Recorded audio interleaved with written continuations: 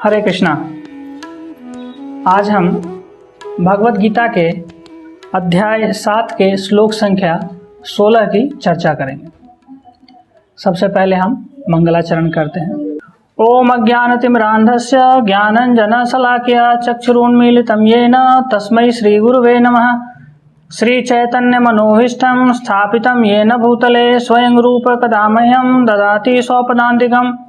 वन्देऽहं श्रीगुरो श्रीयुतपदकमलं श्रीगुरून् वैष्णवांश्च श्रीरूपं साग्रजातं सहगण रघुनाथान्वितं तं सजीवं साद्वैतं सावधूतं परिजनसहितं कृष्णचैतन्यदेवं श्रीराधाकृष्णपादान् सहगण ललिता श्रीविशाखान्वितांश्च। हे कृष्ण करुणा सिंधो दीनबंधो जगतपते गोपेश गोपिकाकांत राधाकांत नमस्तुते। तप्त कांचन गौरांगी श्री राधे वृंदावनेश्वरी वृषभानुसुते देवी प्रणमामि हरिप्रिये। वाञ्छाकल्पतरुभ्यश्च कृपा सिंधुभ्य एव च पतितानां पावनेभ्यो वैष्णवेभ्यो नमो नमः। जय श्री कृष्ण चैतन्य प्रभु नित्यानंद श्री अद्वैत गदाधर श्रीवासादि गौर भक्तवृंद। हरे कृष्णा कृष्णा कृष्णा हरे हरे हरे राम राम राम हरे हरे। तो भगवत गीता के अध्याय 7 का 16वां नंबर श्लोक इस प्रकार है। चतुर्विधा भजन्ते मां जना सुकृतो अर्जुनः आर्तो जिज्ञासु अर्थर्थी ज्ञानी च भरतर्षभः। शब्दों का अर्थ इस प्रकार है। चतुर्विधा 4 प्रकार के, भजन्ते सेवा करते हैं, माम मेरी, जनाः व्यक्ति, सुकृतिनः पुण्यात्मा, अर्जुन हे अर्जुन, आर्त विपदाग्रस्त पीड़ित, जिज्ञासु ज्ञान के जिज्ञासु, अर्थार्थी लाभ की इच्छा रखने वाले, ज्ञानी वस्तुओं को सही रूप में जानने वाले या तत्वज्ञ, च भी भरतर्षभ हे भरत श्रेष्ठ। अर्थ एवं तात्पर्य कृष्ण कृपा मूर्ति एसी भक्ति वेदांत स्वामी श्रील प्रभुपाद जी द्वारा। श्रील प्रभुपाद की जय। हे भरत श्रेष्ठ, 4 प्रकार के पुण्यात्मा मेरी सेवा करते हैं, आर्त, जिज्ञासु, अर्थार्थी तथा ज्ञानी। तात्पर्य इस प्रकार है। दुष्कृति के सर्वथा विपरीत ऐसे लोग हैं जो शास्त्रीय विधि विधानों का दृढ़ता से पालन करते हैं और ये सुकृतिनः कहलाते हैं। अर्थात ये वो लोग हैं जो शास्त्रीय विधि विधानों, नैतिक तथा सामाजिक नियमों को मानते हैं और परमेश्वर के प्रति न्यूनाधिक भक्ति करते हैं। इन 4 लोगों की श्रेणियां हैं। वे जो पीड़ित हैं, जिनको धन की आवश्यकता है, वे जिन्हें जिज्ञासा है और वे जिन्हें परम सत्य का ज्ञान है। ये सारे लोग विभिन्न परिस्थितियों में परमेश्वर की भक्ति करते रहते हैं। ये शुद्ध भक्त नहीं है क्योंकि ये भक्ति के बदले कुछ महत्वाकांक्षाओं की पूर्ति करना चाहते हैं। शुद्ध भक्ति निष्काम होती है और उसमें किसी लाभ की आकांक्षा नहीं रहती। भक्ति रसामृत सिंधु में शुद्ध भक्ति की परिभाषा इस प्रकार दी गई है। अन्य अभिलाषिता शून्यम ज्ञान कर्माद्य अनावृतम आनुकूल्येन कृष्णा अनुशीलनं भक्तिरुत्तमा। अर्थात मनुष्य को चाहिए कि परमेश्वर कृष्ण की दिव्य प्रेमा भक्ति किसी सकाम कर्म अथवा मनोधर्म द्वारा भौतिक इच्छा से रहित होकर करे। यही शुद्ध भक्ति कहलाती है। जब ये 4 प्रकार के लोग परमेश्वर के पास भक्ति के लिए आते हैं और शुद्ध भक्त की संगति से पूर्णतः शुद्ध हो जाते हैं तो ये भी शुद्ध भक्त हो जाते हैं। जहाँ तक दुष्कृतियों का प्रश्न है, उनके लिए भक्ति दुर्गम है क्योंकि उनका जीवन स्वार्थपूर्ण, अनियमित तथा निरुद्देश्य होता है। किंतु इनमें से भी कुछ लोग शुद्ध भक्त के संपर्क में आने पर शुद्ध भक्त बन जाते हैं। जो लोग सदैव सकाम कर्मों में व्यस्त रहते हैं, वे संकट के समय भगवान के पास आते हैं और तब वे शुद्ध भक्तों की संगति करते हैं तथा विपत्ति में भगवान के भक्त बन जाते हैं। जो बिल्कुल हताश हैं, वे भी कभी कभी शुद्ध भक्तों की संगति करने आते हैं और ईश्वर के विषय में जानने की जिज्ञासा करते हैं। इस प्रकार शुष्क चिंतन जब ज्ञान के प्रत्येक क्षेत्र से हताश हो जाते हैं तो वे भी कभी कभी ईश्वर को जानना चाहते हैं और वे भगवान की भक्ति करने आते हैं। इस प्रकार ये निराकार ब्रह्म तथा अंतर्यामी परमात्मा के ज्ञान को प्राप्त कर जाते हैं, पार कर जाते हैं और भगवत कृपा से या उनके शुद्ध भक्तों की कृपा से उन्हें साकार भगवान का बोध हो जाता है।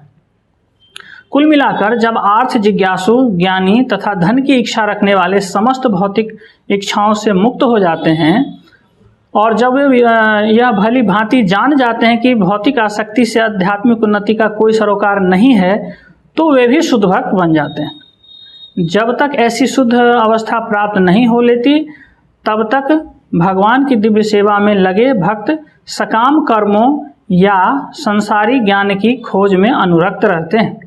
अतः शुद्ध भक्ति की अवस्था तक पहुंचने के लिए मनुष्य को इन सब को लांघना होता है।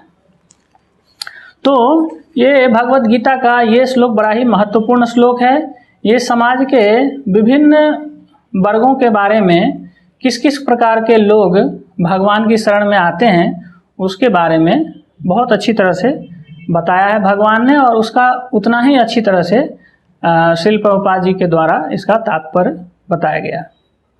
इसके पूर्ववर्ती श्लोक यानी 15वें नंबर के श्लोक में भगवान अर्जुन को यह बताते हैं कि 4 प्रकार के ऐसे लोग हैं जिसको हम दुष्कृतना, यहाँ पिछले श्लोक में उनके बारे में भगवान एक शब्द का उपयोग करते हैं, दुष्कृतिनो, अर्थात ऐसे लोग जो वेदों द्वारा जो नियत कर्म है उसको नहीं करते हैं, उसमें विश्वास नहीं करते हैं, और इस तरह के लोगों को यहाँ पिछले श्लोक के तात्पर्य में दुष्कृतना बताया गया है।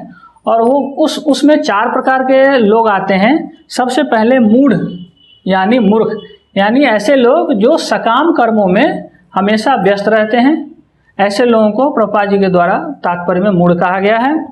उसके बाद नराधम, नराधम मतलब अगर सिंपल अर्थों में, सामान्य अर्थों में देखें तो नीच मनुष्य कहा गया है। नीच मनुष्य मतलब जिनके पास शारीरिक सुख सुविधाएं हैं, वो सामाजिक रूप से तो बहुत उन्नत दिखते हैं, लेकिन उनका जो आध्यात्मिक रूप से उसकी उन्नति, ऐसे लोगों की उन्नति नहीं होती है, उनको यहाँ नराधम कहा गया है। फिर माया अपहृत ज्ञाना, ये बहुत ही सुंदर शब्द है, माया अपहृत ज्ञाना, यानी ऐसे लोग जिनके ज्ञान को माया के द्वारा अपहृत किया गया है, यानी अपहरण किया गया है, यानी माया द्वारा आवरण कर दिया गया है, ढक दिया गया है। वस्तुतः वो ज्ञानी होते हैं। वस्तुतः ऐसे बहुत सारे ऐसे लोग हैं समाज में जो बहुत ही अच्छे अच्छे पदों पर, भौतिक पदों पर, भौतिक रूप से बहुत ही समृद्ध हैं, लेकिन उनका भगवान में किसी प्रकार की रुचि नहीं होती। तो ऐसे लोगों को यहाँ प्रभुपाद जी के द्वारा माया अपहृत कहा गया है। फिर आसुरंग भाव माश्रिता, यानी ऐसे लोग जो आसुरी सिद्धांत को पालन करते हैं, जैसे रावण, जैसे अगर अपन रावण हो गया, फिर अगर कहा जाए तो हिरण्याकश्यपु, ऐसे लोग जो आसुरी सिद्धांत का पालन करते हैं। तो इस 4 प्रकार के लोग भगवान के शरण में नहीं जाते। यहाँ तो आसुरी भाव माश्रिता वाले लोग तो भगवान से सीधा सीधा दुश्मनी करके, दुश्मनी पाल के रखते हैं। तो ऐसे लोग, ये 4 प्रकार के ऐसे लोग हैं जो भगवान की शरण में बिल्कुल नहीं जाते। तो हो सकता है अर्जुन के मन में ये प्रश्न उठता है, तो प्रभु किस प्रकार के लोग आपकी शरण में आते हैं? तो यह, चूंकि भगवान तो परमात्मा के रूप में हर एक के हृदय में अवस्थित रहते हैं, तो उनके इस तरह के प्रश्न को पूछने से पहले ही भगवान उनकी जो मन में हो सकता है संशय उत्पन्न होता, तो उसके जवाब में भगवान ये श्लोक बोलते हैं कि चतुर्विधा भजन्ते मां जनः सुकृतो अर्जुन। यहाँ देखिए, वहाँ पिछले श्लोक में दुष्कृतनो शब्द का उपयोग किया गया, यहाँ सुकृतिनो, यानी ऐसे लोग जो मतलब वेदों द्वारा जो धर्म सम्मत जो चीजें हैं उस राह पे चलते हैं, ऐसे लोगों को यहाँ सुकृतिनो कहा गया है। तो सुकृति करने वाले लोगों में भी जो 4 प्रकार के लोग हैं, ऐसे लोग भगवान की शरण में आते हैं। तो ऐसे कौन कौन से लोग हैं? आर्थ जिज्ञासु, अर्थार्थी एवं ज्ञानी।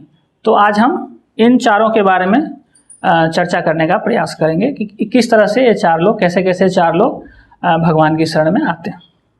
तो सबसे पहला आर्त। आर्त शब्द से ही असल में यहाँ इतने अच्छे से भगवान ने श्लोक में जो शब्दों को बताया है, शब्दों को अगर हम अलग अलग करके देखें तो स्पष्ट रूप से हमको पता चल जाता है कि किस किस तरह के लोग आते हैं। सबसे पहला है आर्त। आर्त मतलब जो दुखी है, जो विपदा में है। तो अगर आप मंदिर जाते हैं, खासकर अभी तो कोरोना के चक्कर में परिस्थितियां अलग हो गई हैं, नहीं तो मार्च के महीने में या अभी मई जून के महीने में जब रिजल्ट आने का समय रहता है, तो आप देखेंगे कि अनेकों छात्र, उनके माता पिता वो मंदिर में घंटों लाइन लगाए रहते हैं कि किसी तरह भगवान का दर्शन हो। और जो हमारे मन में जो कामना है कि हे भगवान, मेरे बच्चे का आज इस बार 90% आ जाए, तो इस कॉलेज में एडमिशन हो जाए, वो हो जाए, ये हो जाए, दुनिया भर की उनकी मन की बातें रहती हैं जो भगवान से शेयर करना चाहते हैं। आर्थ में और अनेकों जो भी सामाजिक हो, आर्थिक हो, जिस विपदा में पड़ा हुआ है, भौतिक संसार को दुखालयम ही कहा गया है। तो हम जितने लोग हैं सब दुख में पड़े हुए हैं। हमें कुछ ना कुछ, किसी न किसी प्रकार का हमारा दुख होता है। तो ऐसे अनेकों लोग हैं जो दुख में हैं, विपत्ति में हैं, विपदाओं से घिरे हुए हैं। तो ऐसे लोग भगवान के शरण में जाते हैं। लेकिन उसमें से भी जो सुकृति, यानी ऐसे लोग जो भगवान में विश्वास रखते हैं, वैदिक मान्यताओं द्वारा जो जिस तरह से हमें जीना चाहिए उस तरह से जीते हैं, जब उनको विपदा आती है तब वो तो फिर वैसे लोग भगवान की शरण में जाते हैं। इसमें अगर हम देखें तो श्रीमद् भागवतम के 8वें स्कंध के 2 एवं 3 अध्याय में जो गजेंद्र मोक्ष लीला है, उसमें ये एक बहुत ही सुंदर उदाहरण है कि जब कोई जीव उस विपत्ति की अवस्था में है तो किस प्रकार से वो भगवान का सुमिरन करता है। 1000 साल तक गजेंद्र और ग्राह की लड़ाई हुई थी। पहले तो वो अपने दमखम पर उसे बड़ा ही भरोसा था, चूंकि वह हाथियों का राजा था। लेकिन धीरे धीरे साल दर साल कंटिन्यूस और ग्राह ने उसको पकड़ रखा था, ग्राह घड़ियाल क्रोकोडाइल, तो उसने पकड़ रखा था। तो बहुत प्रयास किया कि किसी तरह मैं इसको पराजित कर दूं। लेकिन साल दर साल बीतते गए और पानी में चूंकि ये चीज हो रहा था तो धीरे धीरे उसकी क्षमता घटती गई। फिर वो निरुत्साहित होता गया, दुखी हो गया, असहाय हो गया। फिर उसने भगवान की बहुत ही सुंदर ये सुमिरन किया, बहुत ही सुंदर तरीके से कमल का फूल लेके भगवान को अर्पित करते हैं। बहुत ही सुंदर श्लोक, कई सारे श्लोक हैं, उसमें उनकी वंदना की और तदनुसार भगवान ने उसके दुख का निवारण किया और इस तरह से उसको मुक्त किया। तो कहने का मतलब है वो आर्त था गजेंद्र, और उसने क्या किया, भगवान का सुमिरन किया, भगवान की शरण में गया और उसका उद्धार हुआ। फिर हम आते हैं, अगला शब्द है जिज्ञासु। भगवान ने कहा है कि जिज्ञासु भी मेरी शरण में आते हैं। अब जिज्ञासु कौन है? जिज्ञासु तो उसमें देखिए, जिज्ञासु ऐसे लोग हैं जिसमें अथातो ब्रह्म जिज्ञासा, यानी ब्रह्म को जानने की जिज्ञासा हो, या मैं कौन हूँ, मैं किस प्रयोजन से मुझे मानव शरीर मिला है, इसमें क्या बस वही करना है जो पशु लोग कर रहे हैं, जो अन्य लोग, जो जानवर लोग कर रहे हैं, हमें भी वही खाना पीना, सोना और वंश बढ़ाना है, सिर्फ इसके लिए मानव शरीर मिला है? या भगवान ने जो मुझ पे ये असीम कृपा की है, जैसा कि तुलसीदास जी रामायण में रामचरितमानस में कहते हैं कि बड़े भाग मानुष तन पावा, मतलब हम बहुत ही भाग्यशाली हैं, हम जीवात्मा जिनको भगवान ये मानव शरीर मिला है, बेसिकली बहुत भाग्यशाली हैं। तो क्या हम जो महाभारत में जो एक श्लोक वर्णित है कि आहार निद्रा भय मैथुनंश समान एतत पशुभिर नरानाम, यानी क्या हमारा जो हमारा दिनचर्या है कि खाना पीना, फिर सोना और वंश वृद्धि करना, जो कि पशुओं में है, सिर्फ हमको यही करते रहना है और फिर एक दिन शरीर छोड़ के चले जाना है? क्या हमारा यही है रोल यहाँ मनुष्य शरीर मिलने का, या ये मनुष्य शरीर भगवान की असीम कृपा से कुछ और के लिए दी गई है?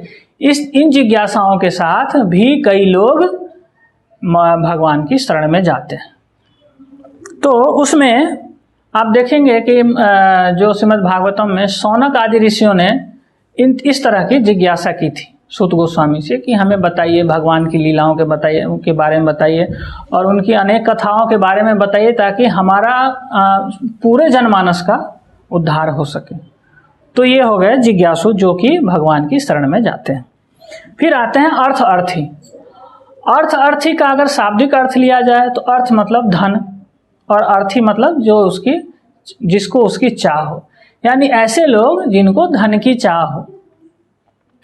तो यहाँ चूंकि सिर्फ इसमें धन का ही अर्थ नहीं है, इसका बड़ा ही व्यापक अर्थ है, यानी इस लोक या परलोक की सुख सुविधाओं की इच्छा रखने वालों को यहाँ अर्थी कहा गया है।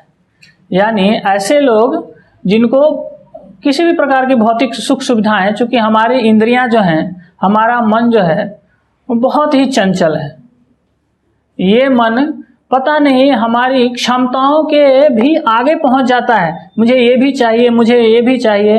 भले हमारी जो क्षमता है, जो हमारे भगवान ने जीविकोपार्जन की क्षमता दी गई है भगवान द्वारा, लेकिन हमारा मन इतना चंचल है कि हमको सारी सुख सुविधाएं चाहिए, बियॉन्ड आवर लिमिट्स सारी चीज़ें चाहिए। तो ऐसे तो मिलेगा नहीं, तो हम क्या करेंगे? हम भगवान की शरण में जाएंगे कि हे भगवान, अभी मेरे पास मारुति की SX4 गाड़ी है, तो अगली बार मेरे को इतना धन दीजिए, प्रमोशन करा दीजिए, ताकि मैं अब मर्सिडीज का सबसे छोटा मॉडल ही ले सकूं। ये हमारी इच्छा रहेगी। या हमारा ऐसा रहेगा कि हम इस तरह के कर्म करें, इतना सामाजिक लोगों का ऐसा उद्धार करें, सामाजिक लोक कल्याणकारी काम करें कि इस मतलब धराधाम में तो मेरी कीर्ति हो ही, मेरा स्वर्ग लोक भी जाना पक्का रहे। इस तरह की बहुत सारी कामनाएं रहती हैं। तो ऐसे लोगों को अर्थार्थी कह सकते हैं, जिनको विभिन्न प्रकार की कामनाएं हैं। तो ऐसे कामनाओं को लेकर भी व्यक्ति भगवान के पास जाता है। तो उसका भी एक बहुत ही सुंदर उदाहरण हमें भागवतम के 4 स्कंध के अध्याय 8 एवं 9 में महाराज ध्रुव के बारे में अगर हम पढ़ें तो उससे पता चलता है।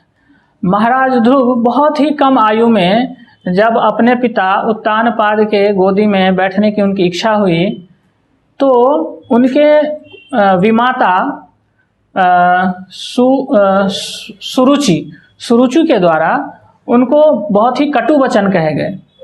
और उनको कटु वचन कहे गए तो उन्होंने फिर अपने माता सुनीति के परामर्शानुसार उन्होंने आज्ञा दी, तुम जाओ, भगवान ही सारी कामनाओं को पूर्ति करने वाले हैं। यानी उनकी ये इच्छा हुई कि मैं अपने पिता के समान ही एक दिव्य साम्राज्य मुझे मिले, और बहुत अन्य बहुत सारी, वो बहुत ही डिटेल में बहुत सारे श्लोकों में उसकी चर्चा की गई है। कहने का मतलब है कि उसमें भी उनकी, जब वो तपस्या करने गए थे तभी भी उनकी भौतिक इच्छाएं थी कि वो भौतिक इच्छाओं को पूर्ति करने के लिए ही भगवान के सुमिरन करने के लिए जंगल गए थे। यानी ये एक अर्थार्थी के लिए कि बड़ा ही अनुपम उदाहरण है। यानी 3 प्रकार के लोग अभी तक हमने चर्चा की हैं, आर्त, जिज्ञासु एवं अर्थार्थी। चौथे आते हैं ज्ञानी। ज्ञानी ऐसे वर्ग के लोग हैं जिन्होंने अनेक वेद, पुराण, सब साहित्य, सब इतिहास पढ़ लिया है। कुछ की सीमाएं ब्रह्म तक हैं, वो ब्रह्म में ही जाके रुक गए हैं। कुछ की सीमाएं परमात्मा तक हैं कि हाँ, हमने परमात्मा, अपने अंदर परमात्मा को देख लिया है, अनुभव कर लिया है।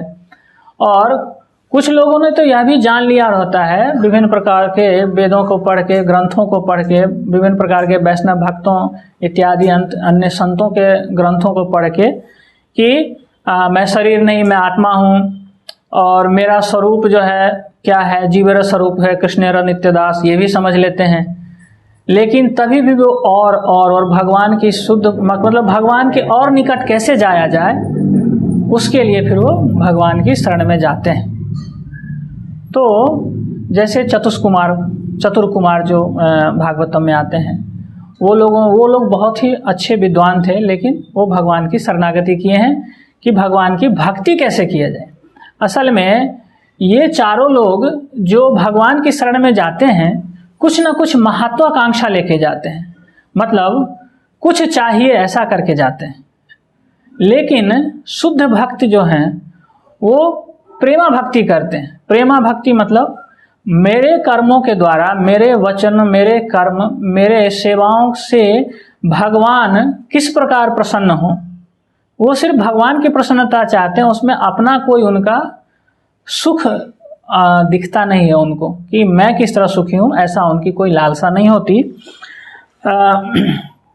भक्ति रसामृत सिंधु में शुद्ध भक्त की परिभाषा इस प्रकार दी गई है कि अन्य अभिलाषिता शून्यम ज्ञान कर्म कर्माद्य अनावृतम आनुकूल्येन कृष्ण अनुशीलिनं भक्ति रुत्तमा। यानी मनुष्य को चाहिए कि परमेश्वर की कृष्ण की दिव्य प्रेमा भक्ति किसी सकाम कर्म अथवा मनोधर्म के द्वारा भौतिक इच्छा की लाभ से रहित होकर करे। किसी भी प्रकार का एक्सचेंज नहीं कि मैं आपका ये कर दे रहा हूं तो आप प्लीज मेरा ये कर देना। हे भगवान, आप मेरा नौकरी दिला देना, ये लो 5 किलो लड्डू चढ़ाऊंगा अगर मेरी आप अच्छी नौकरी दिला देते हैं। कम से कम 10 लाख का मेरा एनुअल वो होना चाहिए, जो एनुअल जो सैलरी होता है वो 10 लाख कम से कम होना चाहिए, सब काट पीट के। ऐसा नहीं कि उसमें टीडीएस कट जाए, ये कट जाए, ऐसा नहीं, एकदम नेट सैलरी मेरी 10 लाख अगर हो गई तो मैं आपको 5 किलो लड्डू चढ़ाऊंगा, तब तक आप वेट कीजिए। ऐसा नहीं, कोई उसमें इफ्स एंड बट्स नहीं है, सिर्फ और सिर्फ भगवान आप किस प्रकार प्रसन्न होंगे, ऐसी कामना एक शुद्ध भक्त की होती है। शुद्ध भक्तों की विशेषताओं के बारे में अगर हम अभी चर्चा करें तो संभवतः सुबह से शाम हो जाए, लेकिन ये टॉपिक कभी खत्म होने वाला नहीं है। शुद्ध भक्त तो इस प्रकार निर्मल हृदय के लोग होते हैं कि कई बार भगवान द्वारा कई लोग बहिष्कृत कर दिए जाते हैं, और वो अगर शुद्ध भक्तों की छाया में, शुद्ध भक्तों की संगति में जाते हैं तो उनका कल्याण हो जाता है। जैसे हम बहुत दूर नहीं जाएं, चैतन्य महाप्रभु की लीलाओं के बारे में जाएं तो जगाई और मधाई दो ऐसे नराधम बताया जाए उनको, तो वो नराधम की श्रेणी में आते हैं। तो ऐसे लोग, जगाई और मधाई जैसे लोग, जिस पे भगवान जो कि उस समय प्रेमावतार के रूप में आए थे, वो इतने क्रोधित हो गए कि अपने सुदर्शन का आह्वान करने लगे, इतने क्रोध में आ गए थे। लेकिन नित्यानंद प्रभु के आश्रय में, उनके पद आश्रय में जब वो गए तो क्या हुआ, उनका कल्याण हो गया। जगाई और मधाई बाद में भगवान चैतन्य महाप्रभु के एक बहुत ही सुंदर भक्त हो गए। यानी कई बार भगवान कुपित हो जाते हैं, लेकिन वैष्णव जो भक्त हैं, जब भक्तों की कृपा उन पे हो जाती है तो भगवान सोचते हैं अच्छा चलो ये मतलब समझिए कि जो शुद्ध भक्त होते हैं वो एक चुंबक के समान होते हैं। चुंबक क्या करता है, चुंबक एक साधारण लोहे को क्या करता है, उसमें भी चुंबकत्व डाल देता है। जैसे जगाई मधाई में भी जब नित्यानंद महाप्रभु की कृपा हुई तो वो भी एक सुंदर भक्त बन गए। जैसे एक चुंबक है, उसमें क्या होगा कि साधारण लोहा जब चिपकता है तो उसमें भी चुंबक के गुण आ जाते हैं, और वो भी अन्य साधारण लोहे को अपनी ओर आकर्षित करने लगता है। तो शुद्ध भक्तों का स्वभाव इतना सरल और इतना प्रभावशाली होता है। और शुद्ध भक्तों की संगति हमें नियमित रूप से करनी चाहिए। रामचरितमानस में तुलसीदास जी कहते हैं कि एक घड़ी आधो में पुनियाद, तुलसी संगत साधु की हरहि कोटि अपराध। आप देखें जगाई और मधाई कितने पातकी थे, कौन से ऐसे कुकृत्य थे जो वो नहीं कर रहे थे, लेकिन जब उन्होंने शुद्ध भक्तों की संगति पाई तो आज इतने फेमस हो गए हैं कि जब भी चैतन्य महाप्रभु की लीलाओं का वर्णन होता है, कहीं भी कथा होती है, उसमें जगाई और मधाई तो आते ही आते हैं, ड्यू टू शुद्ध भक्त शुद्ध भक्तों की संगति से वो भी बाद में एक शुद्ध भक्त बन गए थे। तो क्या होता है कि जब ये 4 प्रकार के लोग शुद्ध भक्तों के पास 4 प्रकार के लोग भगवान के पास जाते हैं, तो भगवान उनको उनकी इच्छाओं की तो पूर्ति करते ही करते हैं, उसके साथ एक एडिशनल रिटर्न गिफ्ट भी देते हैं कि बच्चे तुम मेरे पास आए थे तो ये तो लो ही जो तुम्हें चाहिए, ऊपर से एक और एडिशनल गिफ्ट देते हैं। वो क्या गिफ्ट देते हैं? वो शुद्ध भक्तों का संग उनको गिफ्ट के रूप में देते हैं। आप देखेंगे, खासकर मैं इस्कॉन मंदिरों की बात करूं तो जैसे ही कोई नया भक्त वहां जाता है, जो संडे फीस्ट या अलग अलग दिनों पे जो फीस्ट प्रोग्राम होते हैं, जो कि श्रेष्ठतम और शुद्ध भक्तों की श्रेणी के जो लोग होते हैं वहां उपस्थित, वो उन भक्तों के साथ इस तरह का व्यवहार करते हैं कि मैंने स्वयं अनुभव किया है कि ना चाहते हुए फिर मैं हर एक अलग नेक्स्ट जो संडे फीस्ट था, मैं अपने आप खींचा चला जाता था कि भगवान के दर्शन होंगे ही होंगे, उन भक्तों का मार्गदर्शन भी मुझे मिलेगा और उससे मैं भी अपना जीवन में कुछ आध्यात्मिकता को उतार पाऊंगा। ये ऐसा मेरा मानना था जब मैं पहली बार आना जाना। तो वो क्यों हो रहा था? क्योंकि शुद्ध भक्त, वही मैंने जो अभी पहले बताया कि वो चुंबक के समान होते हैं, आपको आकर्षित करते हैं। उनका व्यवहार, उनका बोलना, उनका भगवान के प्रति का दृष्टिकोण, सेवा भाव, वो सब आपको आकर्षित करेगा। तो जो वो 4 लोगों को शुद्ध भक्तों की संगति मिलती है, तो फिर क्या होता है कि धीरे धीरे धीरे धीरे उनके चित्त का मार्जन होने लगता है। फिर जो एक्सचेंज वाला जो उनके भगवान के साथ व्यवहार होता है, तो फिर भगवान की कृपा, शुद्ध भक्तों की कृपा, गुरु महाराज जैसे गुरुओं की कृपा जब उन पे होती है, तो धीरे धीरे वो एक्सचेंज वाला जो उनका नेचर है वो छूटता जाता है और धीरे धीरे भगवत कृपा से वो भी एक शुद्ध भक्त बन जाते हैं और वो अन्यों को भी भक्ति में लाने का प्रयास करते हैं। तो चैतन्य महाप्रभु भी चैतन्य लीला में, चैतन्य चरितामृत के मध्य लीला में बोलते हैं, 22 नंबर अध्याय के 54वें नंबर श्लोक में इसी बात को दोहराते हैं, जोड़ देते हैं सनातन गोस्वामी जी को शिक्षा देते हुए कि साधु संग सर्व शास्त्र कय, लव मात्र साधु संगे सर्व सिद्धि होय। यानी आप देखें इस श्लोक से, इस प्यार से महाप्रभु कितनी मतलब गहराई से साधु संग के बारे में मतलब पुरजोर समर्थन कर रहे हैं इस चीज का कि साधु संग तो जरूरी है, क्योंकि ये सभी शास्त्रों का कथन है। यानी अगर हम सुकृति कर रहे हैं, सुकृति मतलब अच्छे कर्म करने वाले लोग हैं, तभी हम भगवान के शरण में गए हैं भगवान की कृपा लेने के लिए, और हमको उसके बाद क्या करना चाहिए? साधु संग लेना चाहिए। साधु संग जब हमारा होगा तो क्या होगा? धीरे धीरे अच्छा, शुद्ध भक्तों की एक ये भी खासियत होती है कि कई बार मैंने खुद भी अनुभव किया, अगर किसी 2-3 फीस्ट प्रोग्राम में मैं नहीं जाता था तो कुछ भक्तों का फोन आता था, आप आए नहीं, सब कुशल मंगल है, क्या दिक्कत हो गया? जपा के बारे में रेगुलर पूछेंगे। हमारे कुछ श्रेष्ठ भक्त हैं यहाँ चलाया, मतलब गुंजन एरिया में भी कुछ श्रेष्ठ भक्त हैं, वो लॉकडाउन के समय में भी हमसे बातें करते रहते थे कि प्रभु जी जपा वगैरह चल रहा है ठीक से, पढ़ाई कर रहे हैं आप ठीक से।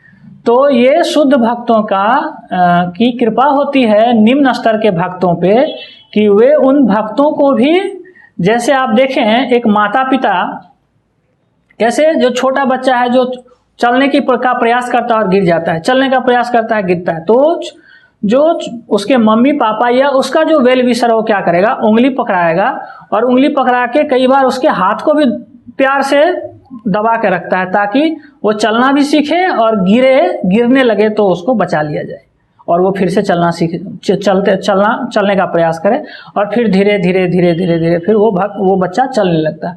उसी तरह शुद्ध भक्तों की अपने से निम्न भक्तों पर इतनी बड़ी कृपा होती है कि जब कभी वो उनको दिखेगा कि आप आध्यात्मिक पथ से विमुख हो रहे हैं संभवतः, तो क्या करेंगे? तुरंत आपका हाथ थाम लेंगे और आपको आध्यात्मिक रूप से आपका मनोबल और ऊंचा करेंगे, और आप में मतलब इस तरह की अगर सिंपल लैंग्वेज में कहेंगे तो जोश भरेंगे, उत्साह वर्धन करेंगे कि आप पुनः भक्ति पथ पर चलने का प्रयास कर सकेंगे। तो आज का श्लोक बड़ा ही महत्वपूर्ण है कि ऐसे लोग जो मतलब वेदों के द्वारा दिए हुए परंपराओं के अनुसार चलते हैं, उसमें से 4 प्रकार के लोग भगवान की शरण में आते हैं।